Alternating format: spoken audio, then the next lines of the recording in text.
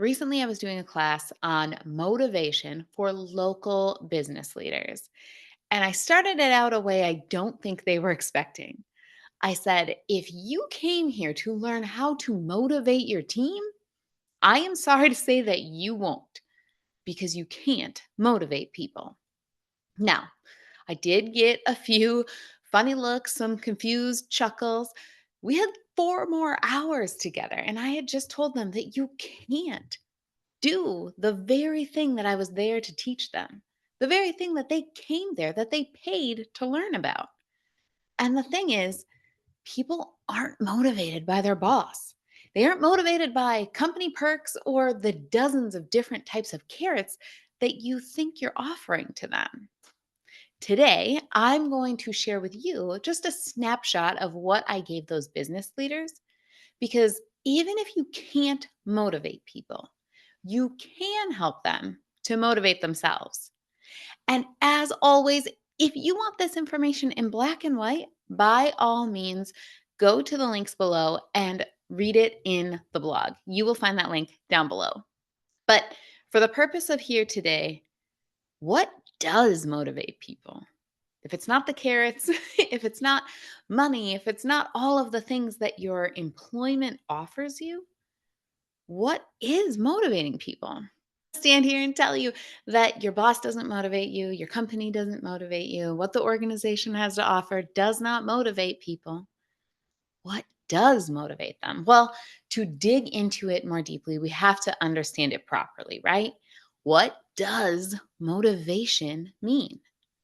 Now, before you go on and Google it, I've already taken the liberty of that for you. Motivation is this, write it down. Motivation is the reason or reasons someone has for acting and behaving in a particular way. Okay, again, motivation is the reason or reasons one has for acting and behaving in a particular way. What is the most important part of that sentence? One. The reasons that one person, one individual has for behaving a certain way. Every one of us is motivated by something different, something intricate and unique. We're all motivated in this nuanced, rich way, and our motivations are personal. That means that we need to feel the same level of personal connection to increasing the number of insurance policies that we sell as we do to shoveling not only our own sidewalk, but our neighbors as well. So, how can we create that personal connection for our people so that we aren't motivating them to do more, go bigger, hit those goals, but they are motivating themselves based on their very specific, nuanced needs and wants? Well, I'm going to give you 3 C's today. 3 C's that if you follow through on, this motivation thing is not going to be something you need to spend any time worrying about the fact that you can't provide it for them.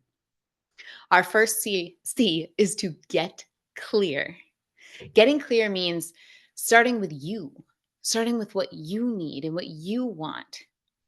Now, that sounds a little selfish, right? I just said that it was really personal to them and what their motivations were. But we need to understand what it is that we're looking for. What is the solution that we want?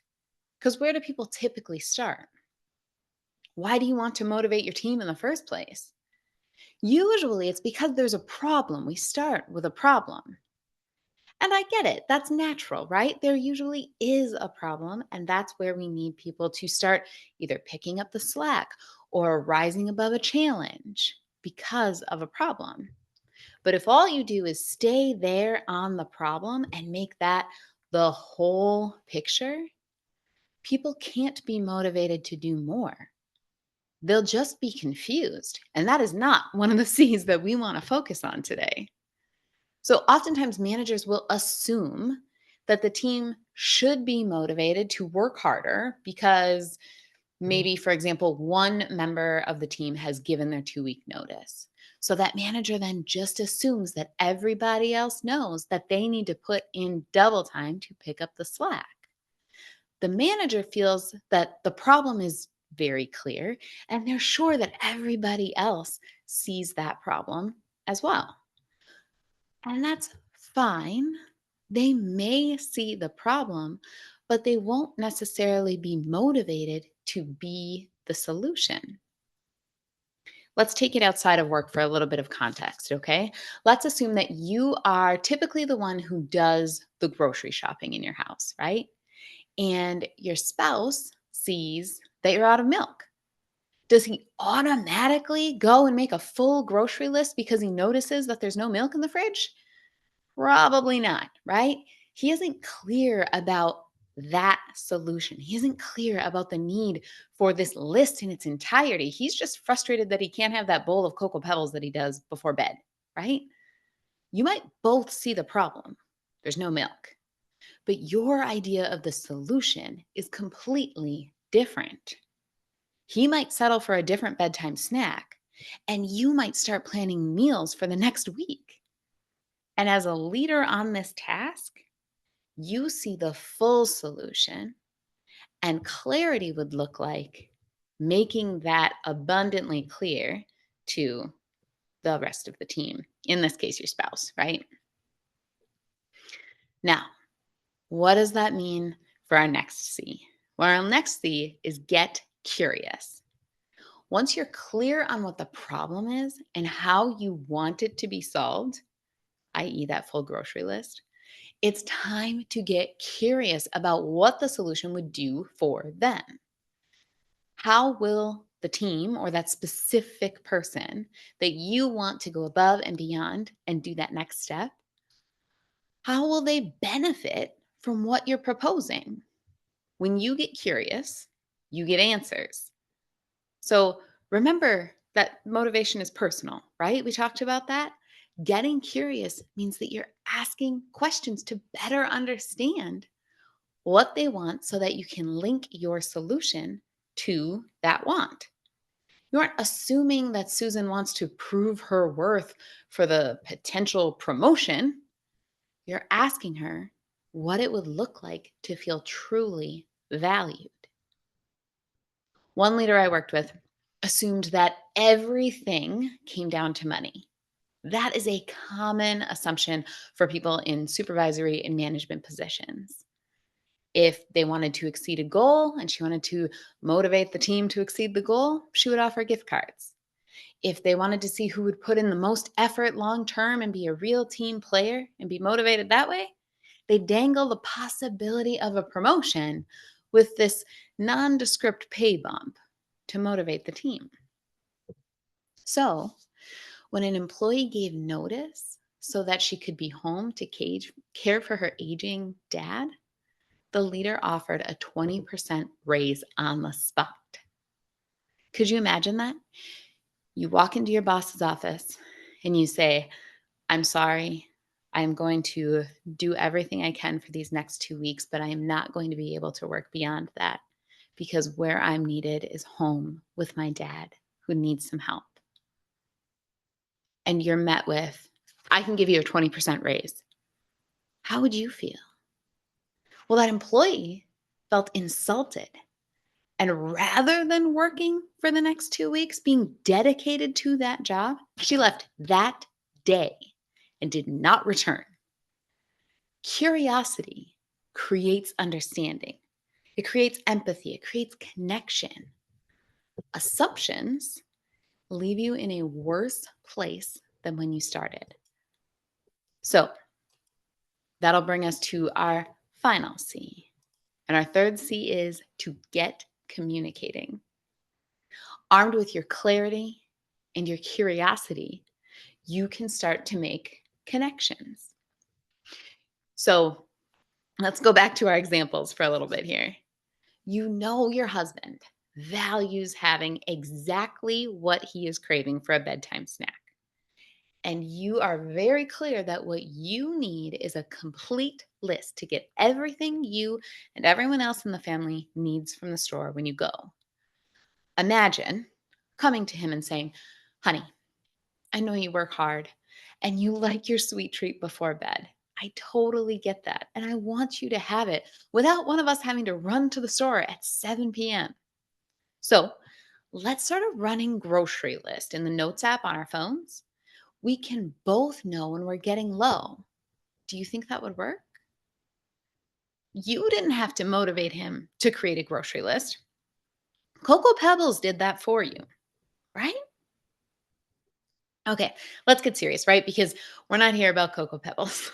But what about that employee who was um, deciding to leave the company, right? You wanted them to be motivated to stay.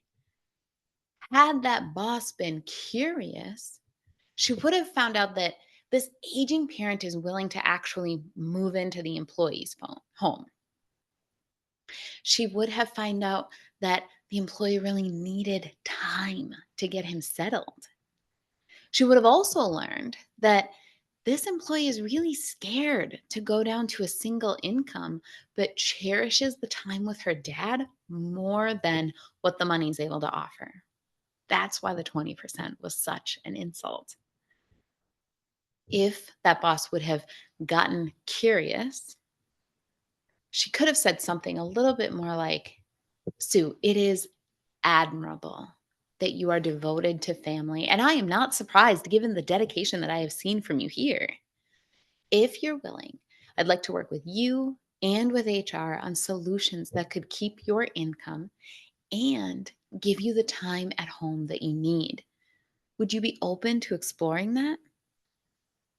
How do you think the employee would have taken that differently?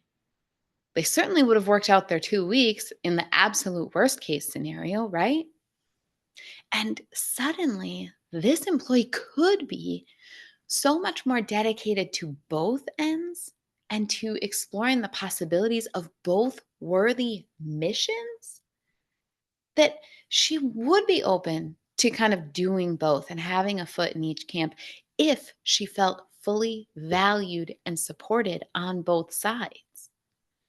So you wouldn't even need to be worried about what that motivation was coming from, because in this case, your employee might be doing better work for you by being motivated to be able to take care of their dad. Did you ever think of that before as a leader? Because most don't. If you are considering this, you are in the upper tiers, my friend. Your employees can be motivated to do better work for you at work by things that are happening outside of work and actually taking them away from the job. And if you get clear, get curious, and get communicating, you will be able to find those ways to meld the things together, to use what motivates them most to be able to achieve everybody's goals. Now, I don't mean to oversimplify this process. It takes time, it takes effort, it takes a different sort of thought process. And that's why I'm taking 3 days in this intensive challenge where we will learn how to do just that. So you are able to influence people at all levels of the organization and have them leaning into everything that you have to say because they are just intrinsically motivated by the connections that you're able to make. If you are interested in learning how to put these pieces to work for you, I would absolutely encourage you to check out the links below and look for the Lead with Confidence Challenge happening next week already, February 18th through the 20th, and we will get more there. Otherwise, I hope that this served you well and have a wonderful rest of your day. Talk to you